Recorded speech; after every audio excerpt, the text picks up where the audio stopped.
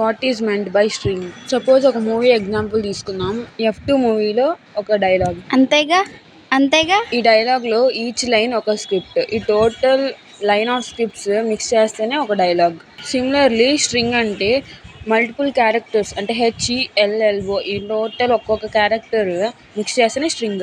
F2 మూవీలో ఈ dialogue multiple times మనం యూజ్ చేసాం కదా అని న్యూ స్క్రిప్ట్ రాయం కదా, ఆల్రెడీ ఉన్న స్క్రిప్ట్ని రీయూజ్ చేస్తాం.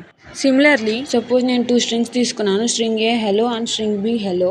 ఇక్కడ స్ట్రింగ్ ఏ బి రెండు హెలో అనే వర్డ్స్ని స్టోర్ చేసుకుంటాం. ఫస్ట్ హెలో వచ్చినప్పుడు స్ట్రింగ్ పూల్ అనేది మెమరీ స్టోరేజ్, దాంట్లో హెలో అని స్టోర్ అవుతుంది. నెక్స్ట్ సెకండ్ హెలో వచ్చినప్పుడు మళ్ళీ మనకి మెమరీ ఎలికేట్ అవ్వదు, ఆల్రెడీ ఉంది కదా, ఏ అనేది స్టోర్ చేసుకుంటుంది. సో బి అనే వచ్చినప్పుడు బి అనే reference హెలోకి వెళ్ళిద్ది.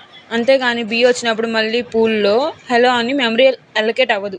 Those 2 strings are point to the same memory. Same dialogue అయితే నాకు న్యూ స్క్రిప్ట్ అవసరం లేదు. ఒకవేళ నేను ఉన్నదాన్ని ఎడిట్ చేయాలంటే నాకు న్యూ స్క్రిప్ట్ వచ్చింది కదా. మరి ప్రోగ్రామింగ్లో చేంజ్ చేయాలంటే we will use string builder and string buffer. String builder, string buffer రెండు యూజ్ చేయొచ్చు, కానీ వీటి మధ్య ఒక చిన్న difference. Let me take an example. One script is changed by multiple users or writers. If ఈ మల్టిపుల్ యూజర్స్ ఒకేసారి స్క్రిప్ట్ని మాడిఫై చేస్తుంటే ఏమైంది, కన్ఫ్యూజన్ వచ్చింది. లైక్ ఏం మాడిఫై చేస్తున్నారు, ఏం పెడుతున్నారు, అసలు ఎవరు మారుస్తున్నారని. సో 1 by 1 మాడిఫై చేస్తే రైటర్స్, అప్పుడు ఎలాంటి కన్ఫ్యూజన్ ఉండదు మనకి.